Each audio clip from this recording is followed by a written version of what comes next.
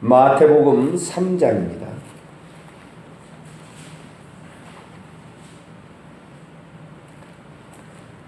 마태복음 3장 13절부터 17절까지 말씀을 저와 한 절씩 교독하시도록 하겠습니다. 마태복음 3장 13절에서 17절까지 말씀입니다. 이때 예수께서 갈릴리로부터 요단강에 이르러 요한에게 세례를 받으려 하시니 요한이 말하기를 내가 당신에게서 세례를 받아야 할 뿐인데 당신이 내게로 나오시나이까. 예수께서 대답하여 이르시되 이제 허락하라. 우리가 이와 같이 하여 모든 의를 이루는 것이 합당하니라 하시니 이에 요한이 허락하는지라. 예수는 세례를 받으시고 모든 데로 올라오시는데 하늘이 열리고 하나님의 성령이 그들과 같이 그에게 임하심을 보시더라. 같이요. 하늘로부터 소리가 있어 말씀하시되 이는 내 사랑하는 아들이요 내 기뻐하는 자라 하시니라. 하나님 감사합니다. 하나님 앞에 섰습니다. 하나님 앞에 왔습니다. 하나님 저희들을 받아주시고 새롭게 하시고 저희 영혼을 정결케 하시며 우리 앞길을 인도하여 주옵소서. 주의 말씀이 아닌 것을 따라가면 우리가 거짓 것을 진짜인 줄 알고 따라갈 수가 있습니다. 오직 하나님 말씀이 비교하여 주님을 위해 1.1획도 변하지 않은 것이다 말씀하신 하나님의 말씀을 잘 따라갈 수 있도록 도와주옵소서. 우리 주 예수 그리스도의 이름으로 기도하옵나이다. 아멘. 할렐루야. 하나님께서 이 새벽에도 저희들에게 복을 주실 줄로 믿습니다. 하나님을 찾는 자에게 하나님 당신을 계시하신다 그렇게 하셨습니다. 우리가 귀를 틀어막고 안 들으려고 하니까 안 들리는 것이지 하나님의 음성은 예나 지금이나 변함없이 들려지고 있습니다. 오늘은 세례 요한이 예수님에게 세례 주는 장면과 더불어 우리가 하나님께서 우리를 위하여 얼마나 많은 배려를 하고 계시는가, 이것을 통해 우리는 또 남을 위해서 어떻게 배려를 해야 될 것인가, 이 부분에 대해서 함께 말씀을 나누시기를 바랍니다.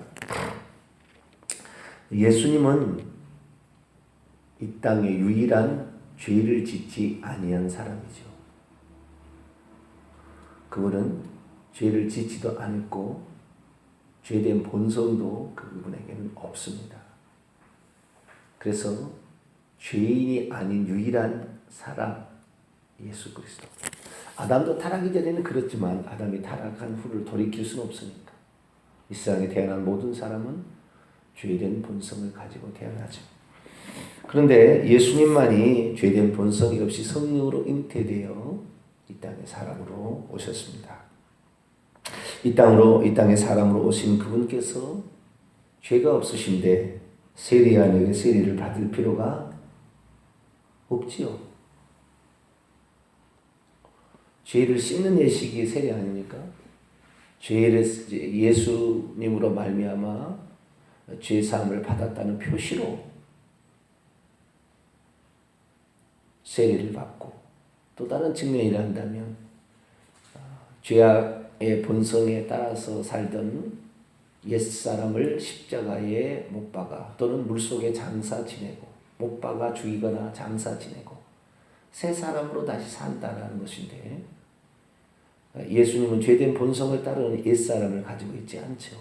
그래서 세례 요한에게 세례를 받으실 필요가 사실은 없습니다. 그렇지만 세례 요한은 세례를 주고 있죠. 그리고 예수님께 세례를 주려고 주라고 예수님께서 말씀하셨을 때 내가 당신에게 세례를 받으려야 될 것 같은데 라고 얘기를 했죠. 그때 예수님이 아니다. 이와 같이 해야 모든 의를 이루는 것이 합당하다 하시면서 그에게 세례를 베풉니다. 예수님께서 세례를 받으신 여러 가지 이유가 있습니다. 분명한 것은 죄가 있어서 세례를 받은 것은 아니라는 것이죠. 그래서 예수님이 세례를 받은 것은 세례를 어떻게 받는 것인가에 대한 모범을 보여주셨다. 그렇게 해석하는 것도 틀린 해석은 아닙니다. 그러나 이 예수님이 하신 말씀과 그리고 세례 요한을 통하여 알게 되는 사실은 그것은 그 중요한 목적은 아닙니다. 예수님께서 세례를 받으신 것은 죄를 없애기 위한 하나님의 속죄의 방법을 세례 요한이 알고 인류의 죄를 넘기는 의식이었습니다. 왜냐하면 모든 사람이 지은 죄는 백성의 대포가 안수를 해서 죄를 넘긴 다음에 그것을 속죄의 제사로 그 양을 잡아서 드렸던 구약의 레위기 4장 16장에 그 예표가 다 기록되어 있기 때문이죠. 세례 요한은 일찌감치 이것을 아마 알고 있었으리라고 추정이 되고, 그러니까 너 이렇게 해야 된다. 그래서 예수님이 요한복음 1장 29절에 세례 요한에게 세례를 받으신 다음 날 보라 세상 죄를 지고 가는 하나님의 어린 양이라. 그제까지는 안 그랬죠. 세상 죄가 이제 네게 넘어갔다. 그래서 세상 죄를 지고 가는 없애시는 하나님의 어린 양이 되셨다 라고 얘기하므로 세례 요한이 무슨 일을 했는지에 대한 암시를 우리가 받을 수가 있습니다. 뿐만 아니라 두 번째 큰 뜻이 있어요. 이것은 첫 번째 뜻입니다. 세례 요한에게 세례를 받으신 예수님이 왜 세례를 받으셨느냐? 인류의 죄를 마태복음 11장 11절에 여자가 낳은 자 중에 세례 요한보다 더 큰 이가 없어서 선지자보다 더 큰 자가 와서 제사장과 선지자 역할을 감당하는 자가 예수님에게 죄를 넘기는 의식이었다. 그래서 세상 죄를 지고 하는 하나님 어린 양이 되게 하신 것이죠. 그래서 죄가 없어지게 하는 죄를 벌하고 공의를 드러내고 심판하는 이 의식을 했다라는 것을 우리가 알 수 있고요. 두 번째 뜻이 있습니다. 두 번째 뜻은 요한복음에 나와 있습니다. 요한복음 1장을 열어보겠습니다. 요한복음 1장 29절부터입니다.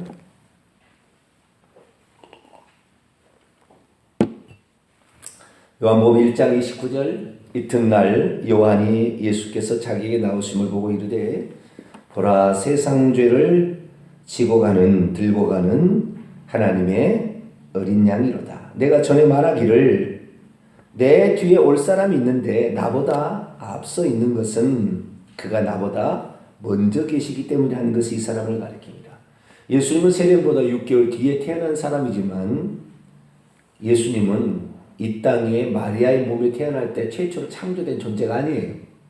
그분은 하나님이 육신을 입고 오신 분이기 때문에 나보다 앞선 존재요. 또한 26절 나는 물론 세례를 베푸지만 너희 가운데 너희가 알지 못한 한 사람이 서 계실 텐데 곧 내 뒤에 오시는 그이라. 나는 그의 신발끈을 풀기도 감당치 못한다. 그분은 전능하신 어떤 존재다. 나는 신발끈도 풀지 못하는. 누가 신발끈을 풀입니까? 종들이 푸는. 종들이 주인이 오면 종들이 푸는 거예요. 나는 그분의 종만 또 못한 존재다. 그렇게 얘기를 한 거예요. 그런데 그 이유를 얘기하고 있어요. 31절 읽습니다. 시작. 나도 그를 알지 못하였으나 내가 와서 물로 세례를 베푸는 것은 그를 이스라엘에게 나타내려 함이라 하니라. 예수님이 세례 요한에게 세례를 받으신 두 번째 목적이 있는데 그것은 예수님을 이 세상에 드러내는 역할을 내가 맡았기 때문이다. 메시아가 누군지를 소개해 줘야 될 이사야 40장, 말라기 3장에 나와 있는 여호와의 사자, 먼저 여호와의 앞길을 가서 그 다음에 여호와의 오실 길을 준비했다가 이분이 여호와다, 이분이 메시아다 라고 소개해 줄 자가 누구냐? 나다. 그것을 표현하고 있습니다. 다시 말해서 예수님이 메시아이신 것을 누가 하냐 이 말이죠. 똑같은 사람의 모양을 취하고 있는데 저분이 메시아인 걸 어떻게 하냐 이 말이죠. 똑같은 사람인데 저분이 하나님인 것을 어떻게 하냐 이 말이죠. 똑같은 사람인데 그래서 하나님께서는 예수님을 이스라엘에게 메시아로 소개해주고 그분이 하나님의 아들이시자 하나님 자신이라는 사실을 소개해줄 자가 필요한 거예요. 그것을 이사야 40장에 BC 700년경에 예언을 해줬고 말라기 3장에 BC 400년경에 그것을 예언을 해줬습니다. 하나님께서. 그래야만이 메시아가 이분이 확실한 메시아를 증거할 거 아닙니까? 자, 계속 봅니다. 32절 요한이 또 증언하 이르되 내가 보매 성령이 비둘기같이 하늘로부터 내려와서 그 사람 위에 계속 머물러 있더라. 나도 그를 과거에 알지 못했어요. 과거에 알지 못했으나 이때 중요합니다. 나를 보내어서 물로 세례를 베풀라 하신 그이 하나님이겠죠. 나를 보내어 물로 세례를 베풀라고 지시하신 분이 있다는 거예요. 그분이 나에게 말씀하시기를 뭐라고 말씀을 했어요. 과거에 뭐라고 말했냐면 성령이 내려서 누구 위에든지 머무는 것을 보거든 그가 성령으로 세례를 베푸는 분인 줄 알라고 하셨기에 내가 보고 그가 하나님의 아들이신 것을 증언하였노라. 자, 성령으로 세례를 베푸는 이 기름 부음을 받은 자로서 그리스도일 뿐만 아니라 그분이 성령으로 세례를 베푸는 하나님이시고 또한 그분이 하나님의 아들이시다라는 사실을 드러내는 일을 누가 하는다? 세례요한이 해야 된다는 거예요. 자기 사명이. 그래 예수님께서 세례를 받으시러 일부러 요단강까지 갈릴리에 사시다가 가셨는데요. 가신 목적이 뭐냐? 예수님의 메시아인 것이 이제 공생애를 시작을 해야 된다 이 말이에요. 공생애를. 그런데 그 예수님이 메시아라는 사실을 누군가가 드러내줘야 되거든요. 예수님이 스스로 증명해서 뭐 병든 자를 고치고 막 이렇게도 되겠지만 어떤 사적인 세계와 공적인 세계, 하나님께서 이제 세상 죄를 없이 하는 일을 직접적으로 하신다는 것을 만천하에 모든 사람이 다 알도록 은밀히 아는 게 아니라 이만이나 안상훈이나 천부는 지네들만 알아요. 지네들 몇 사람만 알아요. 그건 다 가짜예요. 하나님이 인류의 역사를 위해서 어떤 일을 하시는데 지네들만 다락방에서 지네들만 모여서 하는 것이겠습니까? 당시에 모든 사람이 다 세례를 받으러 세례하는 게 나왔어요.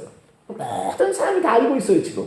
그 상황에서 공개적으로 메시아가 드러나. 예수님이 십자가에 죽으실 때도 마찬가지예요. 그냥 자기 혼자 어디 가서 그냥 못 박아 죽은 게 아니에요. 저 자살해 죽은 사람 저 산중에 올라가서 제 혼자 죽어가지고 이것이 된 게 아니라 예루살렘에 120만 명의 성도들이 다 와서 다 알았어요. 그 사실을 공개적으로 알리는 거예요. 이것이 하나님이 하신 일이니까 모든 사람이 알아야 될 일이니까.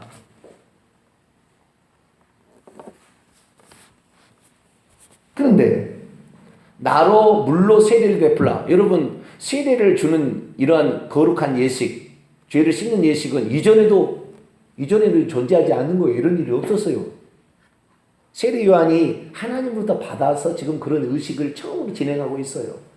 그런데 세례 요한이 저분이 하나님의 세상 죄를 지고 가는 하나님의 아들이고 저분이 메시아고 저분의 존재는 나보다 앞선 하나님이라 라는 사실을 어떻게 세례 요한이 알 거냐 이거예요. 왜? 많은 사람들이 와서 세례를 받는데 수많은 사람들이 와서 다 세례를 받고 있는데 그 중에서 메시아가 누군지를 어떻게 아냐 이 말이에요. 하나님께서 일찌감치 말해줬어요. 뭐라고 말해줬느냐?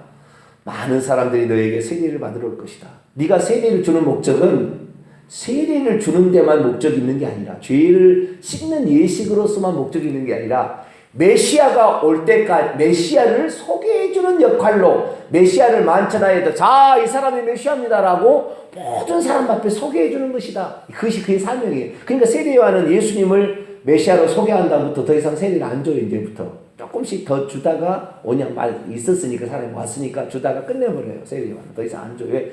그분을 드러내기 위해서 세례를 준 거지.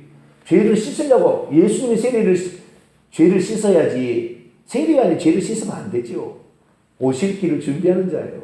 그래서 그분은 성령과 불로 세례를 우리가 받아야 용서를 받는 것이 물세례 백날 첫날 받아보세요. 천국 하나.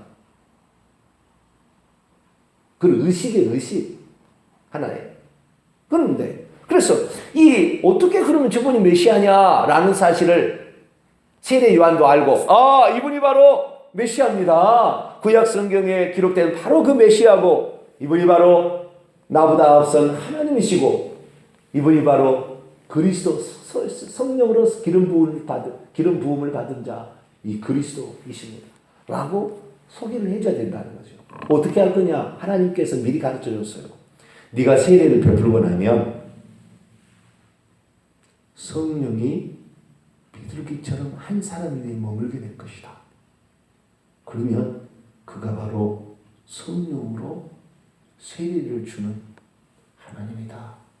라고 가르쳐 준 거죠. 자, 다시 마태복음 넘어갑니다. 마태복음 3장 16절.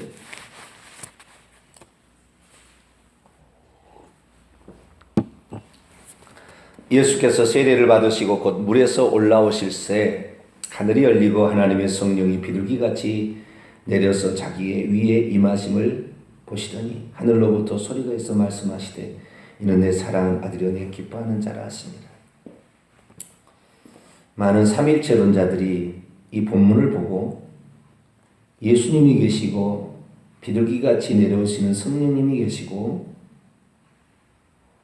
그 다음에 하늘에 아버지의 음성이 있었다.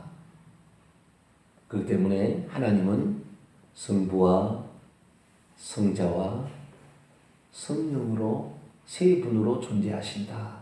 그런 한 분이시다. 라는 본문으로 반드시 사용하는 본문이 이 본문입니다. 예수께서 하나님이시고 예수님이 하나님의 또 보내신 자 아들이시고 예수님이 구약 성경에 기록된 그리스도이신 것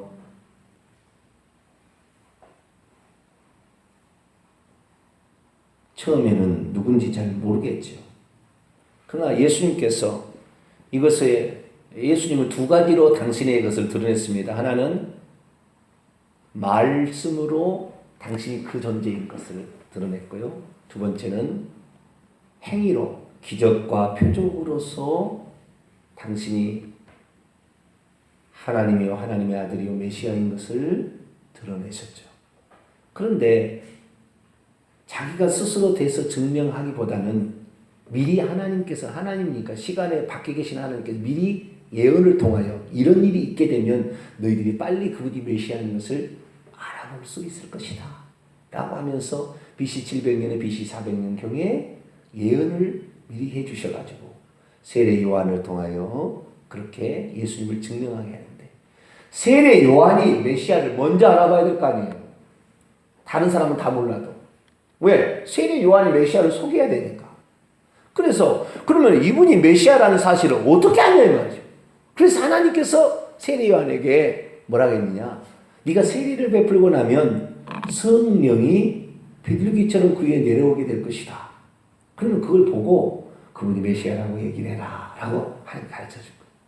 성령이 비둘기처럼 내려오는 것은 이때 이외에 두 번 다시 없었습니다. 성령을 비둘기로 표현하는 그림들이 많잖아요. 단 한 번 나오는 사건이에요. 성령은 비둘기처럼도 되고 불도 되고요. 물도 되고요. 수많은 상징적인 거 다 표현이 됩니다. 그런데 비둘기처럼 이렇게 내오는 것은 뭐냐면 세례 요한이 메시아를 먼저 알아봐야 그분을 메시아로 소개할 수 있기 때문에 하나님이 세례 요한으로 하여금 메시아를 알아보도록 하기 위한 특별한 배려예요.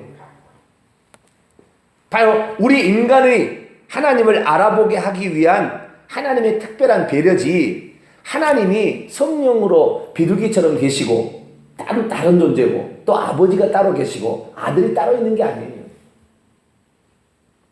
하나님은 한 분이세요. 그 한 분 하나님께서 이 땅에 육신을 입고 오신 것은 오직 우리의 죄를 대속하기 위함이죠. 죄 없는 흠없는 제물이 돼서 죽기 위해서. 그래서 이 땅에 사람으로 오셨어요. 인성을 취하신 것이죠. 그러나 그분의 영은 신성이십니다. 육체는 인성을 입어서 시간과 공간의 제한을 받으시지만 그분의 영은 신성이시죠. 그렇기 때문에 예수님의 영은 무소부재하십니다. 우리가 결정적으로 하나님을 제대로 알기 위한 가장 중요한 하나님의 속성은 하나님이 무소부지하시다. 하나님은 어디에다 계시다? 전제하시다. 동시 존재가 가능하시다는 이 생각입니다. 이거 하나가 아주 중요한 생각이에요. 여호와 증인은 절대 이걸 인정하지 않습니다. 하나님이 무소부지하다는 걸 인정하지 않습니다. 보좌에 계신 하나님이 어떻게 육신을 입고 오시냐. 동시 존재가 불가능해요. 그들은. 그렇기 때문에 피조물이라고 합니다. 예수님이. 하나님의 아들 정도가 아니라 피조물이다. 이렇게 얘기합니다. 여호와 증인은 100% 지옥 가는 거예요. 하나님은 어떤 분입니까? 하나님은 음부에 내 자리를 펼지라도 거기에 계시고 하늘에 내 자리를 펼지라도 거기에 계십니다. 날개치도 올라가서 거기에 가져도 하나님은 천지에 충만하지 아니하냐. 하나님은 어디에나 계세요. 그런데 하나님이 그것을 모양으로 또는 음성으로 나타내신 것은 우리로 하여금 알도록 하기 위함이 배려인 것이지 하나님이 세 분으로 계셔서 그런 건 아니에요. 한마디만 더 할게요. 이 얘기 들으면 좀 충격을 받을 거예요, 여러분이. 성경을 기록한 사람들은 삼위일체, 세 분 하나님인데 그분 세 분 하나님이 한 분이라는 삼위일체 교리를 생각하고 이 성경을 쓴 게 아니에요. 삼위일체 교리는 1차적으로 325년 니케아 종교회의에 380년 콘스탄티노플 종교회의 때 결정한 사항입니다. 그 전부터 성경은 쓰였어요. 삼위일체 교리를 생각하고 쓴 것이 아니라 하나님을 있는 그대로 쓴 거예요. 그런데 누구 때문에 그러냐? 우리가 하나님을 못 알아보니까 하나님이 누군지를 모르니까 예수님이 나타난 하나님이잖아요. 우리에게. 하나님이 어떤 이분이 누구신지에 대해서 우리가 만져볼 수 있도록 그분이 우리를 위해서 배려를 해준 것이지 그렇게 하지 않아도 상관없다 이 말이에요. 그러니까 하나님께서 하늘에서 음성을 들려주거나 비둘기처럼 형체를 보여주게 된 것은 세례 요한이 예수님을 알아봐서 이분을 메시아라고 소개해야 되기 때문에 세례 요한도 몰라보면 어떻게 되냐 이 말이죠. 그래서 하나님께서 배려해 주신 거예요. 그것을 우리가 몰라보고 하나님이 세 분이다 하니까 세 분 하나님 하면은 반드시 종교다운지로 가게 돼 있어요. 왜? 성령 하나님이 계시는데 너 그 이름이 누군지 아니? 안상홍이야. 죄린 예수라고. 이렇게 가르쳐지는 종교다운지 다른 곳으로 가게 돼 있어요. 야, 하나님 아버지만 계셔? 어머니 하나님도 계셔. 하나님의 어머니도 있어. 반드시 종교다운지로 가게 돼 있어요. 이단으로 가게 돼 있다고요. 하나님이 한 분이라고 해야지 무소부지하신 그분. 언제나 예수님은 비록 육체로서는 이 땅에 있어서 제자들을 구하기 위해서 물 위로 걸어가셔야지. 왜? 육체를 지녔으니까. 그러나 그분의 영은 그렇지 않아요. 다 알고 있다 이 말이에요. 자, 요한복음 3장을 봅니다. 이제 결론입니다. 요한복음 3장 13절 읽습니다. 시작. 하늘에서 내려온 자 곧 인자 외에는 하늘에 올라간 자가 없느니라. 하늘에 올라간 자.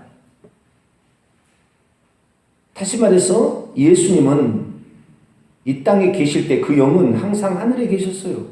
왔다 갔다 하고 있었어요. 하늘과 땅이 동시에 예수님이 계신 거예요. 마태복음 18장 18절에 두세 사람이 내 이름으로 모인 것에 나도 너와 함께 있다. 18장 16절인가요? 좀 거기 볼까요? 마태복음 18장 20절입니다. 죄송합니다. 20절. 두세 사람이 내 이름으로 모인 곳에는 나도 그들 중에 있다. 어떻게 있어요? 영으로 동시 존재가 가능하다니까요. 예수님은 육체를 입고 이 땅에 있었을 때에도 영은 동시 존재가 가능하신 하나님이세요. 하늘에도 아버지로서 그렇게 사역하고 계시고 그 동시 존재가 가능하다는 이 전제하시고 무소부재되는 이 생각을 가지면 되는 거예요. 결론입니다. 우리가 몰라보니까 하나님께서 세례 요한이 몰라보니까 알아보도록 세례 요한을 위해서 배려하듯이 우리들도 예수님이 누군지 다른 사람이 몰라보니까 알아볼 수 있도록 우리들도 배려해야죠. 때로는 기다려줘야 되고 때로는 친절하게 설명드려줘야 되고 많은 것들을 우리가 해줘야 되는 거죠.